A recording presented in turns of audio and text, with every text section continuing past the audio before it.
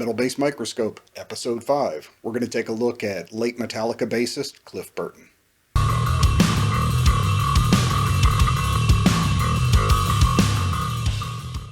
So the reason I decided to give Cliff's episode the subtitle of The Salvador Dali of Bass is because really impressionism and a constantly evolving and changing palette is what Cliff was all about.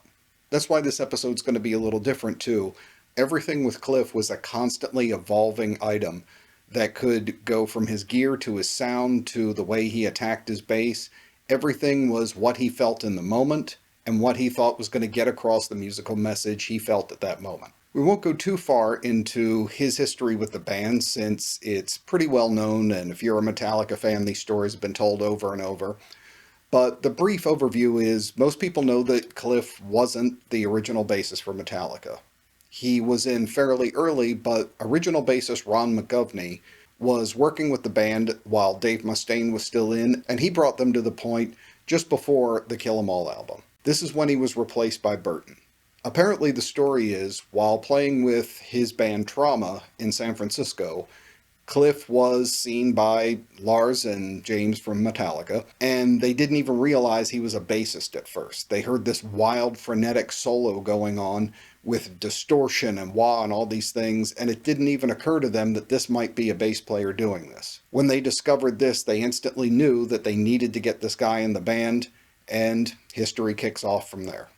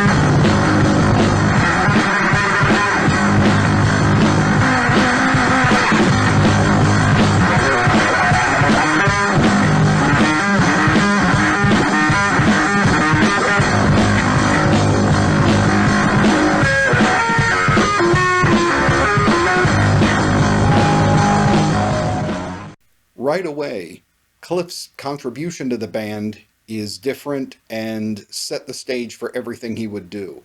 Always a little left of center and everything becoming really non-traditional. The first thing being that since most of the songs on Kill 'Em All were basically done by the time Cliff was already in the band, he leaned the bass lines into his own style, but most of it had been arranged for McGovney and what he had already contributed. Again, he didn't copy those lines and stylize them a bit for himself, but it wasn't his real feel and contribution as it would have been from the beginning. However, completely unique in this situation is that he has a bass solo, the famous anesthesia pulling teeth that for someone who didn't do much of the songwriting to suddenly have a huge piece right on the initial album of just his bass playing coming out. That's really a clash of two items in that he's got little contribution in one part and sole contribution in the other. So this really kind of exhibits how things would go for Metallica and Cliff for the rest of his time with them and his approach to just about everything. You never really knew what was coming, and there was a clash of ideas and approaches across the board. Something some people do know, but a lot don't, about Cliff is he was actually the most musically educated member of the band. A lot of the classical style pieces or more complex harmonic arrangements you hear on the earlier Metallica albums were likely Cliff Burton's influence or flat out just his contribution to the songwriting. A lot of people are really surprised when they hear that because they think that mostly the guitar player would be the one coming up with these ideas. This is one more place where Cliff is genre breaking in what he did. He approached bass sometimes from a guitar point of view.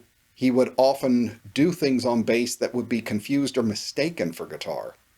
Even parts like the intro to Damage Incorporated, which we'll take a look at, parts in Orion from Master of Puppets, the instrumental. People constantly thought that these pieces were all guitar parts. They weren't. He was able to slip in between a traditional bass roll to almost a lead guitar position and back again seamlessly and fool people constantly. So this impressionist approach to what he did really made Metallica's sound as unique as it was early on, and his contribution can't be underestimated. So for our first listening example, let's check out one of the more classically oriented harmonic pieces that Cliff donated and go to his famous part in the interlude to the instrumental Orion off Master of Puppets.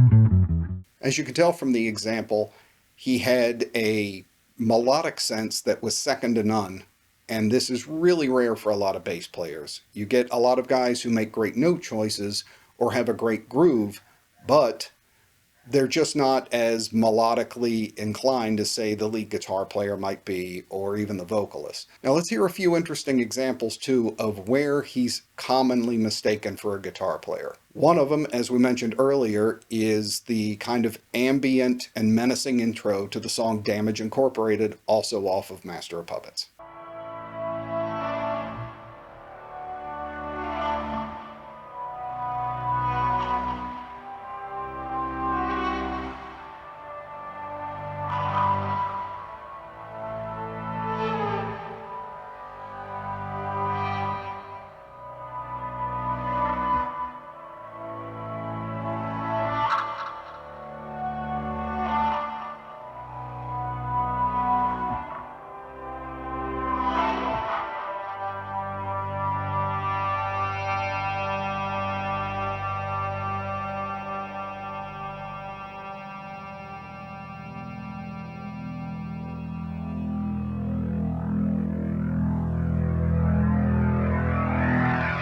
So this really exhibits his use of distortion, wah, effects, all the different things that he would put in that would disguise what instrument was actually producing these sounds.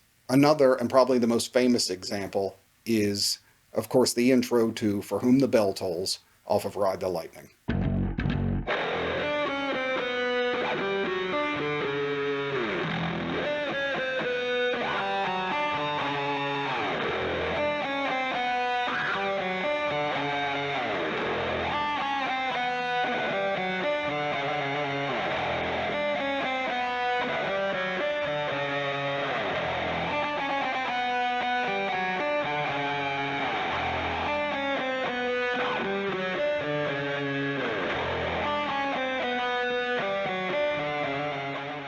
And a final place we'll take a look is from the song The Call of Cthulhu from Ride the Lightning, where he's doing wah and distortion, which of course became a trademark of his and was really, especially the wah, really uncommon for bassists to be using. You can hear his creation of these demonic noises all through the beginning of the instrumental that most people definitely think is a guitar, but it's still Cliff Burton.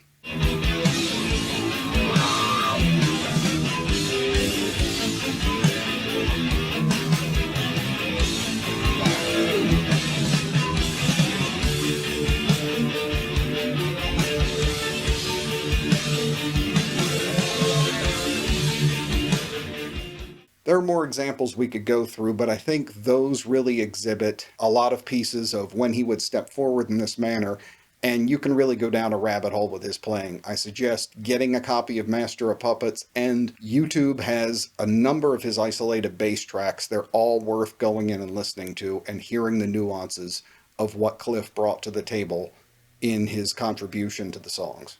Now, some other fantastic takeaways we can get from Cliff are the ways he would sometimes imitate the guitar riff. Wasn't always that often, but other ways where he would lend himself to the riff while not playing it completely, getting a balance in between playing a bass supportive role, but also being this steam locomotive driving the guitar riff along with it, where he's playing part the riff, part a supportive bass line. To get a sense of this, let's take a look at the ascending chromatic riff from the beginning section of Master of Puppets.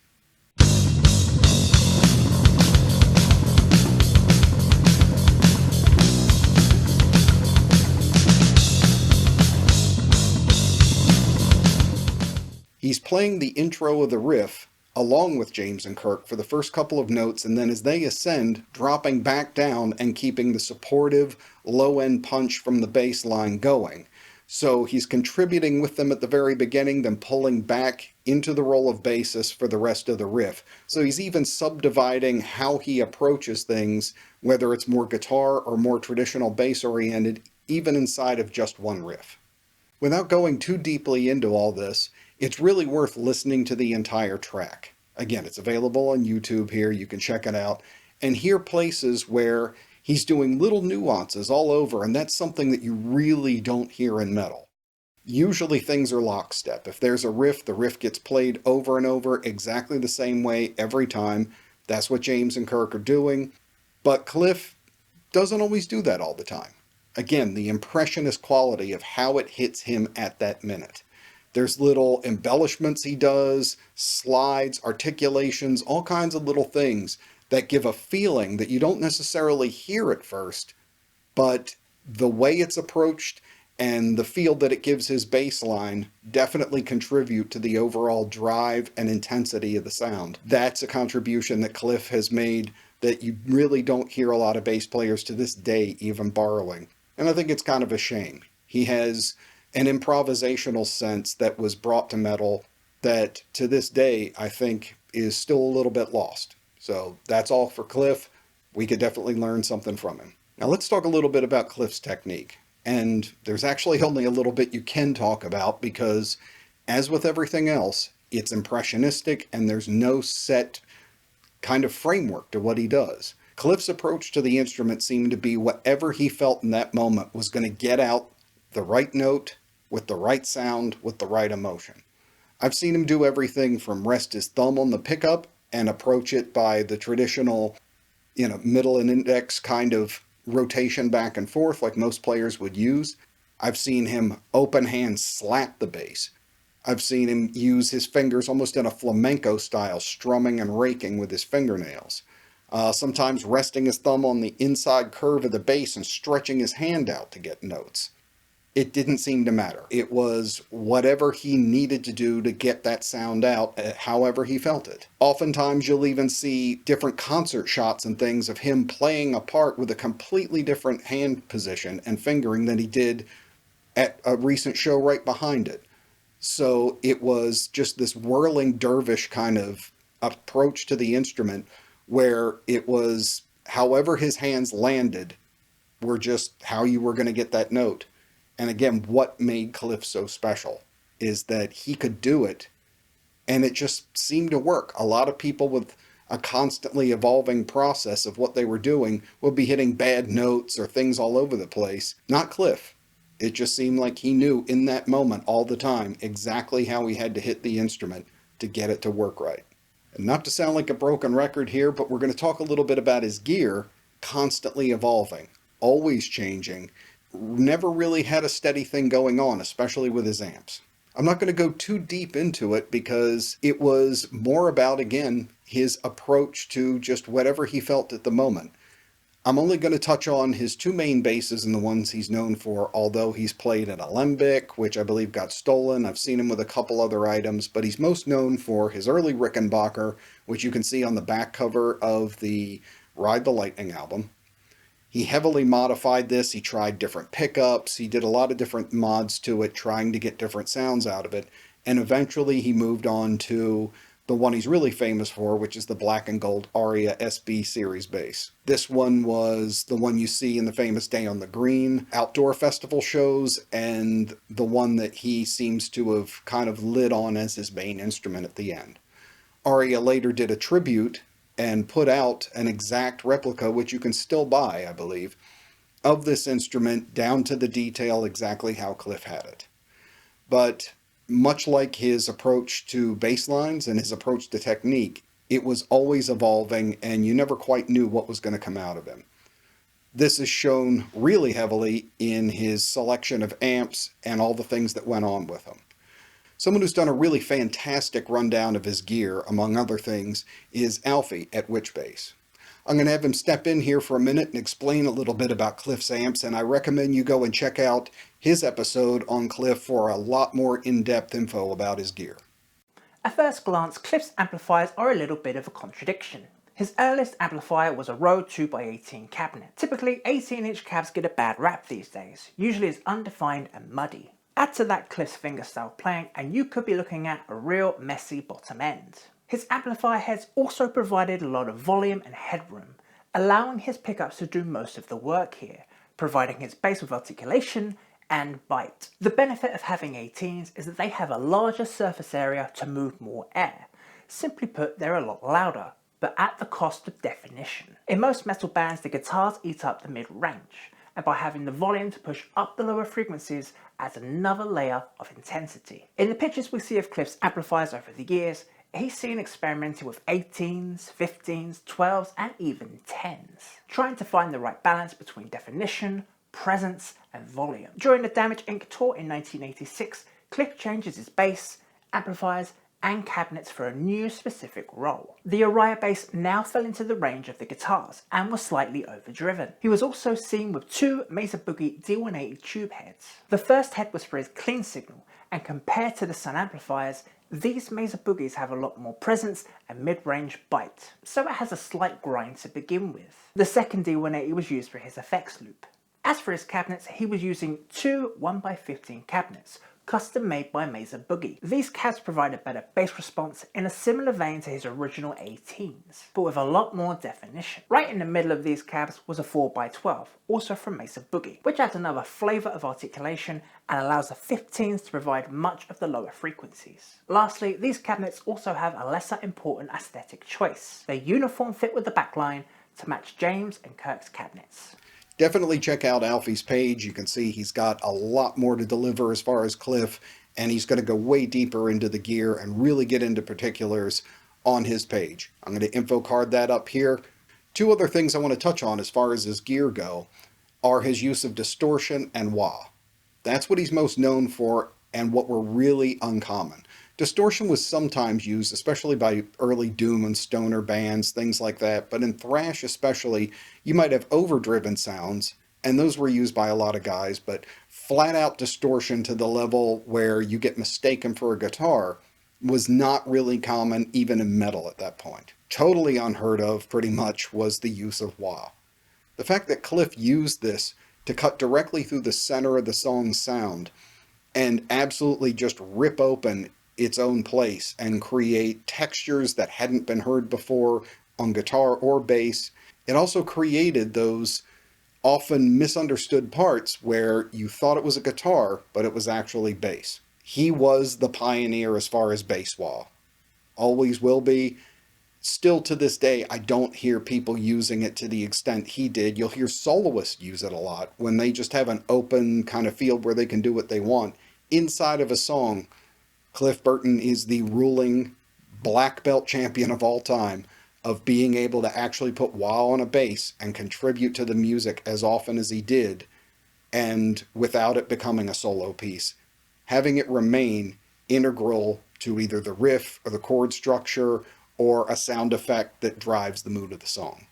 I think the biggest lesson we can take away from Cliff is that it can truly pay off and you can wind up becoming a rock and metal legend by following your own course and your own North Star without doubt. Cliff broke every single rule, playing guitar parts, adding effects to bass that just were unheard of.